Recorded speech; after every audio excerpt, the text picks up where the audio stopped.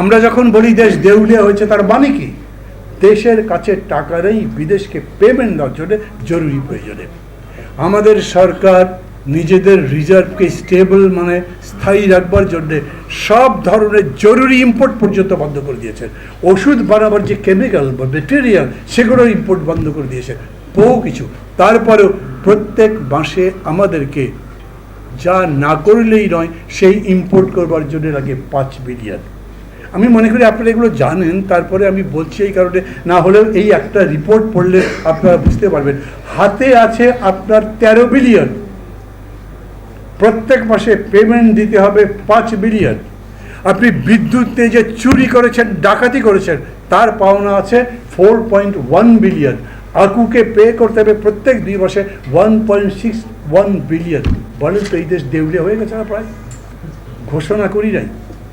এখন চাপাবাজি কেবল ওবায়দুল কাদের করে, বাকি সব কথা বন্ধ আছে। না কিছু লোক বোঝে না, এমনি কা কা করতে থাকে, বলতে থাকে, কা কা করছে, করতেই আছে, ভালো করে বুঝতেও পারছে না যে সে কি বলছে এবং বাস্তব থেকে কত দূর চলে গেছে। সরকারের পায়ের নিচে মাটি নাই। প্রধানমন্ত্রী বড় বড় কথাবার্তা বলছেন না, করুন খালি বলছেন ভোটে জিতেছি, আমি কাউকে কেয়ার করি না। উনি নিজেও জানেন এটা কোনো ভোট হয়নি। উনি জানেন তার পায়ের নিচে মাটি নাই। তার ভাব দেখাচ্ছে লুকে কেয়ার করি না, কিন্তু লু এসে তার মতো করছেন। বলেছে না কেন উনি আসছেন তা তো জানি না, আমাদের খবরও দেয়নি। মানে বাংলাদেশে বিদেশি যে কেউ আসতে পারে, ইচ্ছা মতো যা ইচ্ছা তাই করতে পারে, সরকারের কোনো কন্ট্রোল নাই। তারপরে আপনি পেমেন্ট দিতে পারবেন না। 3 মাসের পরে বাংলাদেশের রিজার্ভ 0 হবে। কি করছে এখন? চায়নার কাছে বলেছে। চায়না বলেছে আচ্ছা ঠিক আছে, তোমাদেরকে 5 বিলিয়ন দেব, কিন্তু সরকারে নেবে কি? কারণ ও বিলিয়ন ডলার দেবে না, ও 20 বিলিয়ন ইউয়ান দেবে। ইউয়ানের পেমেন্ট শুধু চায়নাকে করতে পারবে, আর কোনো দেশ তো ইউয়ান দেবে না। তার মানে ক্রাইসিস যাচ্ছে না। রাশিয়া যদি রাজি হয়, আচ্ছা তুমি আমাকে জ্বালানি যা যা দরকার দাও, আমি বিলিয়নে ইউয়ানের পেমেন্ট নেব, তাহলে কিছুটা হয়তো নিঃশ্বাস নিতে পারবে আরও 1 মাস। তারপরে আমি কাহিনীগুলো আপনাদের কাছে বলছি এই কারণে যে বাংলাদেশের সরকার আমাদের চাইতে বেশি কষ্টে আছে।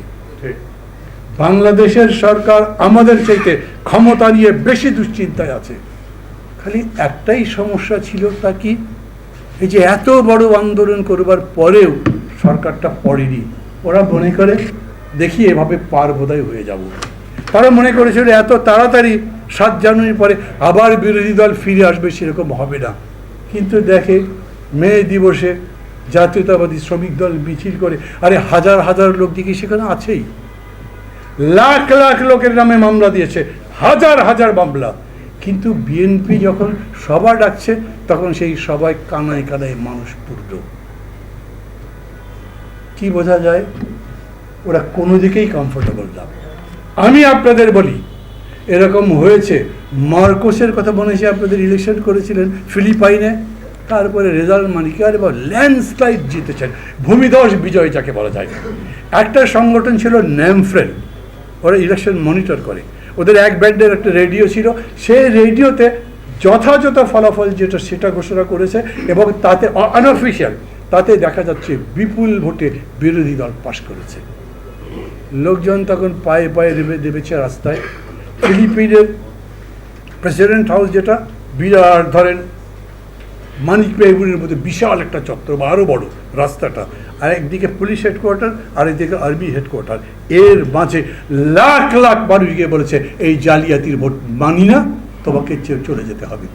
মার্কোস খুব বলেছে, পুলিশকে বলেছে কিছু ব্যবস্থা নাও, আর্মিকে বলেছে ব্যবস্থা নাও, আর্মি পুলিশ বলেছে এত মানুষকে গুলি করতে পারবো না আমরা, আপনি বরঞ্চ বিদায় নেন। শেষ পর্যন্ত মার্কোসের প্রাসাদের উপরে হেলিকপ্টার এসছে, সেই হেলিকপ্টারে করে পালিয়ে গেছে।